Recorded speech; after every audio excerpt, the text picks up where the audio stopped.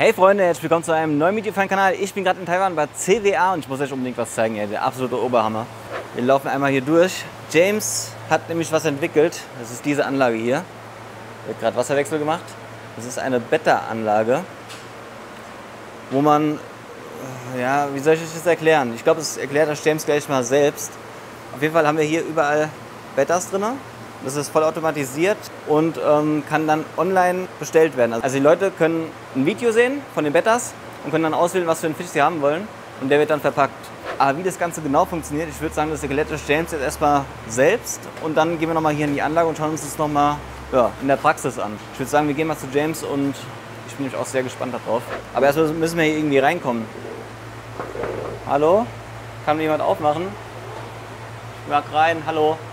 Hallo? Hilfe! Erstmal Schuhe ausziehen. Thank you. Hello. Hello. Hello. James? Ja. Hey, hello. Hier ist der Master. Ja, James, also du hast mir im Vorfeld schon so ein bisschen was davon erklärt oder versucht zu erzählen. Ich bin mega gehypt darauf, das jetzt mal wirklich in Real Life zu sehen. Ich wollte mir vorhin nicht so viel erklären lassen davon, weil ich mich selbst davon überzeugen wollte und das live hier vor Ort sehen wollte. Deswegen, James, zeig mir doch mal am besten jetzt am Bildschirm, wie das Ganze funktioniert. Und danach gehen wir mal raus an die Anlage, weil draußen ist es ziemlich laut, da zu filmen ist halt ein bisschen unvorteilhaft. Deswegen, wir gucken uns das erstmal hier am Rechner an, weil das ja ein Online-Bestellformular, soweit ich weiß, ist, wo man Kampffische kaufen kann anhand eines Videos. Und sowas habe ich schon nie gesehen und das kenne ich nur von der Meerwasserbranche, von den Korallen und sowas. Aber im Fischbereich ist sowas komplett neu. Deswegen, wie gesagt, ich bin mega gehypt darauf, wie das Ganze funktioniert. Ich denke mal hier auch. Und wir lassen einfach mal James jetzt das ganze Konzept hier erklären und wie das Ganze funktioniert. Okay, James, it's your turn. Okay. Okay, ich erkläre jetzt, wie das CWA-Beta-Bestellsystem funktioniert. Unsere Kunden können sich hier Fische aussuchen. Ich kann auch die Sprache wechseln, da wir Auslandsgeschäfte und Inlandsgeschäfte betreiben. Grundsätzlich lassen wir unsere Kunden ihre Kampffische selbst auswählen. Hier können sie die vorher aufgezeichneten Videos abspielen. Wir haben die Videos etwa vor 1 bis 2 Tagen aufgenommen und die Dateien hochgeladen, damit unsere Kunden die Fische auswählen und kaufen können. Wir hoffen, dass wir den Service in Zukunft als Livestreaming anbieten können. Ich erkläre mal, wie ich die Videos hochlade. Wir haben ein Upload-System. Dieses Upload-System ist für uns nur im Backend sichtbar. Hier sind die Videos, die wir vor 2 Tagen gedreht haben. Wir können die Videos jederzeit und überall über unser Upload-System hochladen. Ich kann auch mehrere Dateien gleichzeitig hochladen. Unsere Videos sind alle in 4K. Daher dauert das Hochladen länger. Nach circa 20 bis 30 Minuten sind alle Dateien hochgeladen. Wenn die Dateien in unserem System hochgeladen werden, lass es mich erklären. Dies ist die originale Videodatei, die wir aufgenommen haben. Diese Datei enthält den Artennamen, die Lagernummer und das Video des Fisches. Wenn wir mit dem Hochladen fertig sind, lass uns einen Blick auf diese Datei werfen. Der Lagerort und der Fischname wird automatisch identifiziert. Wenn Fehler vorliegen, können wir ihn hier korrigieren. Auch wenn die Fischart falsch identifiziert wird, kann ich es direkt hier ändern. Beim Hochladen werden die Videos automatisch angepasst. Dann können die Kunden die Fische im System finden. Lass uns die Fische finden, die ich gerade aufgelistet habe. Okay, hier. Das sind die Fische, die ich gerade hochgeladen habe. Nummer 108 ist bereits drauf. Hier kann unser Kunde bestätigen, ob ihm der Fisch gefällt und ob er diesen Fisch haben will. Dann kann er in den Warenkorb klicken. Im Warenkorb wird er automatisch berechnet. Ich habe einen Fisch gekauft, der 30 Taiwan-Dollar kostet, etwa 1 Euro. Was wir gerade hochgeladen haben, sind diese 3 Fische, 871 bis 873. Mal sehen, ob wir sie hier finden. Wenn der Kunde diesen Fisch mag, kann er ihn direkt auswählen.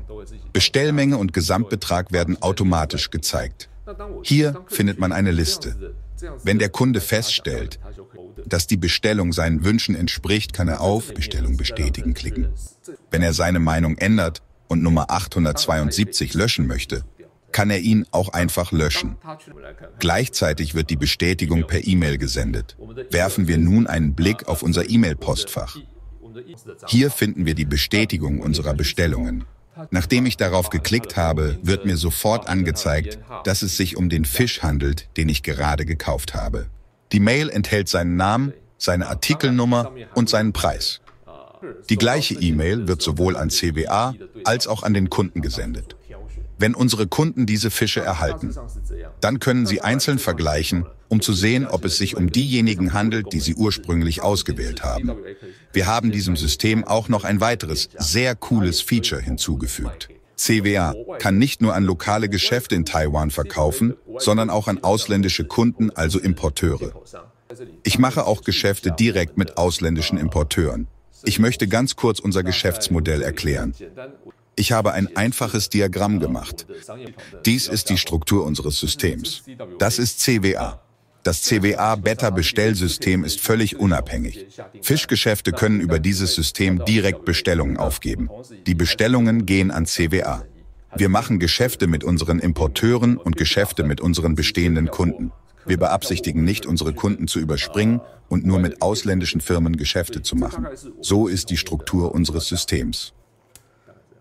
Ja, krass, das ist auf jeden Fall sehr, sehr beeindruckend, dieses System. Also ich bin gerade echt wirklich sprachlos.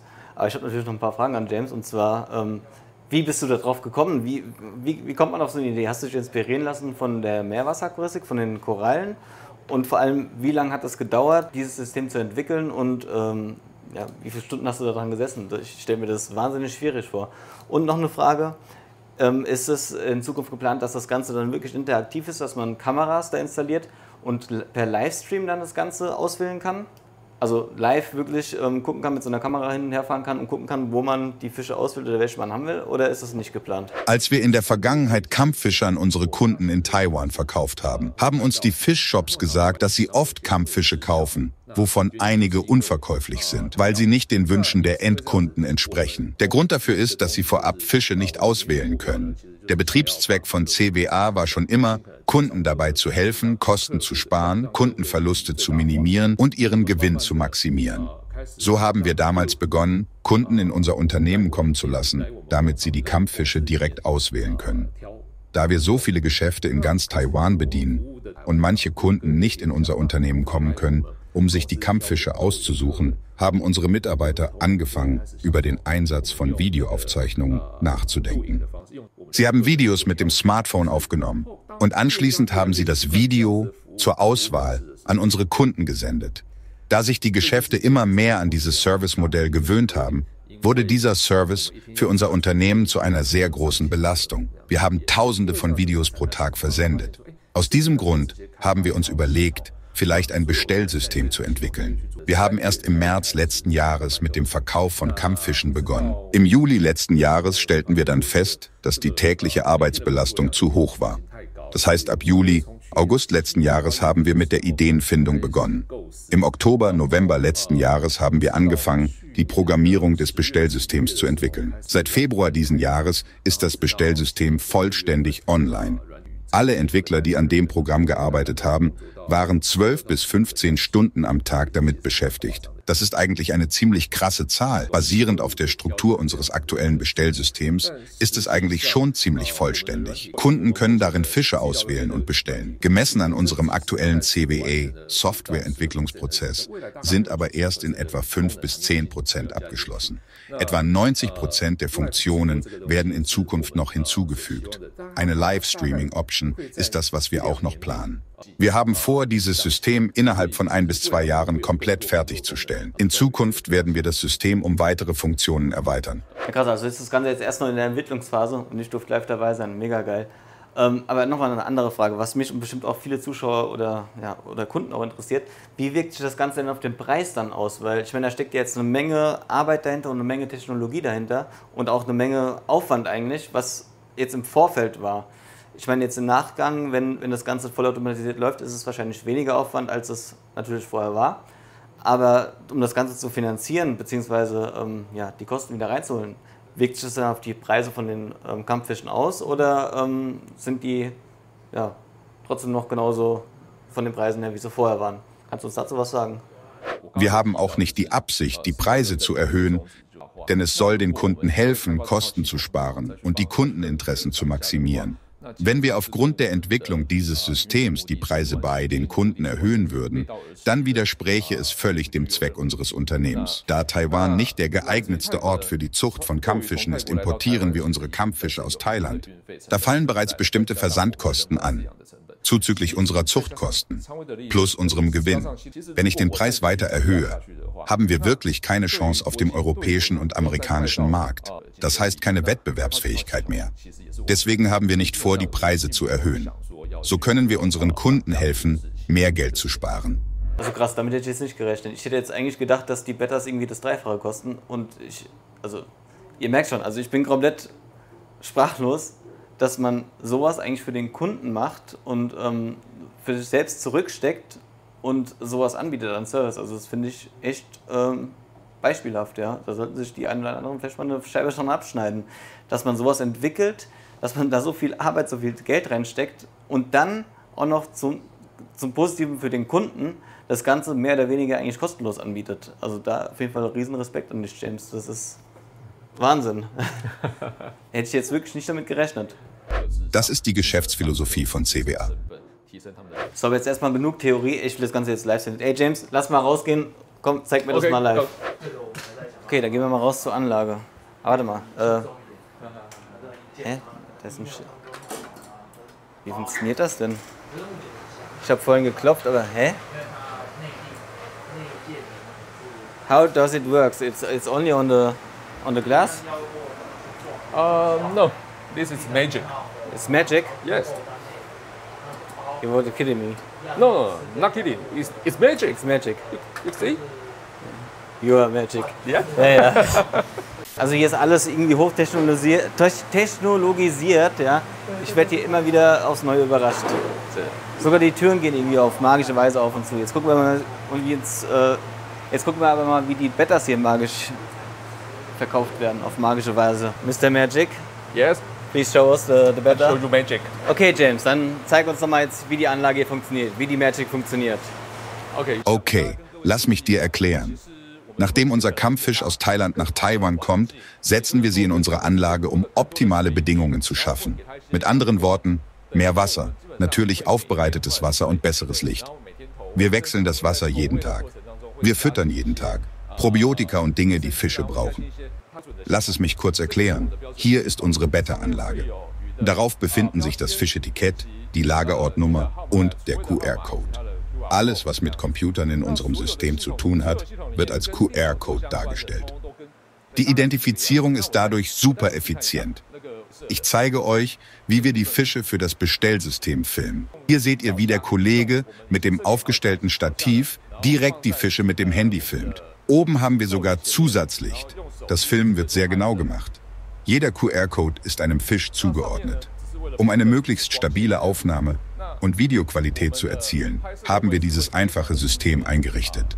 Die Anlage ist noch nicht ganz fertig und wird stetig weiterentwickelt. Vielleicht siehst du bei deinem nächsten Besuch ein vollautomatisches System, denn das ist bereits in Planung. Wahrscheinlich in den nächsten 6 bis 8 Monaten. In Zukunft wirst du sehen, dass es sich um ein vollautomatisches System handelt und die Kamera auch vollautomatisch ist. So, dann fällt mir jetzt aber gerade auf, ihr habt ja dran gedacht, dass hier diese Absperrdinger sind, aber ich sehe, die sind, hier an der Seite sind die überall. Aber hier fehlen die an der Seite. Warum fehlen die da? Guck mal, die Fische hier sind weiblich.